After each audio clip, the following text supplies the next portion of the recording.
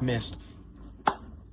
Shatters the Empire. This story takes place between Empire Strikes Back, where Han is captured, put in the carbonite, set off with Boba Fett, and his rescue in Return of the Jedi. The rebels are currently searching for Boba Fett to rescue Han. And a cool thing about this is Luke is actually constructing his new lightsaber from Return of the Jedi, which kind of changes my headcanon on that deleted scene from that movie, where he's tinkering with it in that cave before going to Jabba's palace. So that's really cool. I really like that. I thought it was a really fine addition. It made me excited for the rest of the story. A new character that was introduced is the legendary Dash Rendar. Now, Dash Rendar is honestly just a replacement Han Solo for the story, because you can't have this without Han Solo. So they've made a new one. And he's the pilot of the Outrider. Very cool ship. Now, I never played the game. I was told the game, he is absolutely the main character. And this story, he just saves the day, then he leaves, and then he comes back later. And it's just that on repeat. He's super cocky. He's always saying he's better than Han Solo. And at the end of the story, from the escape of Coruscant after blowing up Xizor's tower, he is blown up and died, which I think was kind of a waste, because I get he was just for this story, but I thought he was a really nice character. I would have really liked to see more of him. And so that was a shame. Great character. Would have liked to see more of him. And that brings us to our villain of this story, which is Prince Xizor, leader of the Black Sun, a criminal organization. Kind of like how the Hutts are a criminal organization. There are other ones in Star Wars, so this is a big one. And I think this is probably my favorite. Now, his goals in this story is to gain the Emperor's favor, undermine and replace Vader for his involvement in his family's death, which is cool.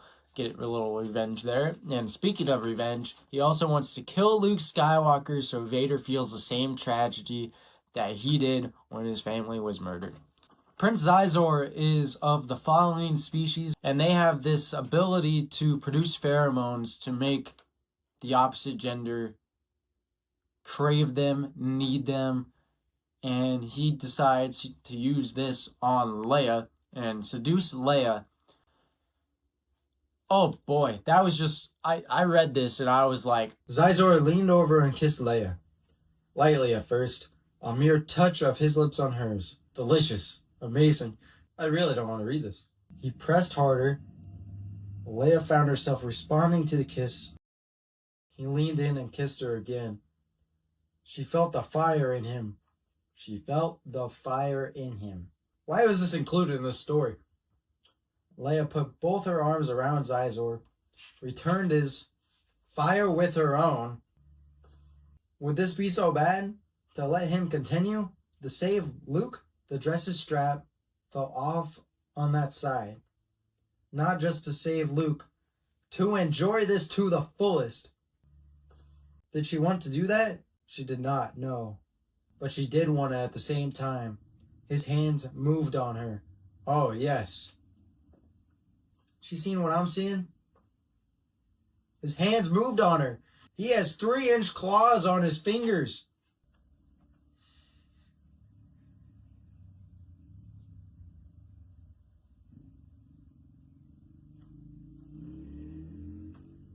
I'm not hating on the book by any means.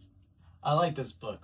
Way better than the sequels. Anyway, Xizor pressed his lips against Leia's bare shoulders and felt her shudder with pleasure. He had her now. She was his, if not in mind and spirit, then certainly her body belonged to him. There was a pounding on the door. Chewie saved the day. Way to go, Chewie. You saved me from this weird addition to this book and how uncomfortable I feel right now from reading that. I'm not a fan. I'm not a fan that was in here. I'm not a fan of that. Like, it was just gross. It was weird, and I didn't like it. It made me super uncomfortable. As you could tell from me reading it, I was not a fan. And it was really a downside to the story, I feel like. It's a memorable part, probably the most memorable part of the story, which sucks. Because anytime I'm going to look back on this story, I'm going to think of Prince Xizor trying to seduce Leia in his weird claw hands, and how she thought he was handsome somehow. And maybe that's just because they're used to aliens, but I feel like I would never find that attractive. And well, I hope aliens come so they can prove me wrong, but I don't think they're going to prove me wrong. When I started this book, I didn't think I'd read that. And I think that's my point here. But I do think that this whole situation is funny, and I hope there's more funny stuff in the future that doesn't make me uncomfortable, but I hope there's funny stuff, great stories in the future. Now, at the end of the story, the rebels blow up Xizor's castle on Coruscant, and their escape, which leads to Dash Rendar's death, sadly. But that also comes to the point where Vader finally uncovers his treachery. He suspects it the whole story, and he finally uncovers it, and he travels back to Coruscant, bombards his skyhook, killing Xizor, and basically kind of saving the day because he lets the rebels go, which I don't really understand, but the story has to end, I guess. But I think it was a good end to the character. He was a great villain. I hated the seducing stuff with Leia. Really creeped me out. I'm not over that. It's the only thing I'm going to remember from this, other than Dash Rendar being cool and dying. He was a good addition to the lore. And it's kind of sad to see him go, but at the same time, I'm glad he's gone because he's not seducing anyone else. It would have been a shame if he came in the future stories and all of a sudden was trying to seduce Mara Jade or something. So I'm glad he's gone. But he was a great character, and I wonder if there's any prequel stories where he's a part of. I'm going to rank this story about a C on my tier list. I'm going to do, it felt like Star Wars. I wish Dash would have been more. He was the only thing I knew about this book. Maybe I got to play the game or something. Maybe that'll give me a little bit more closure on the character, but... So I'm editing this video right now, and I saw a little screenshot from the game of Dash, and apparently he faked his death. I don't know why that wasn't put into the book or said it all. Maybe I missed it. I don't think I did, but that's interesting. And so if he survived, I'm wondering where else he shows up in. Anyway, this was a great addition to the lore. Other than the Xizor and Leia stuff, I could have done without that. I'm not going to stop talking about that because it made me weirded out and gross. And reading it for this video made me feel more gross because I kind of forgot about how gross it was. Anyway, Xizor kind of just figures stuff out all the time. Like, he figured out that Luke is Vader's son, even though it's a huge secret. Even after Return of the Jedi, I don't know when that becomes public. Maybe I'll find out at some point. I only think it's going to go up from here. Because after this, I got Truce of Bakura.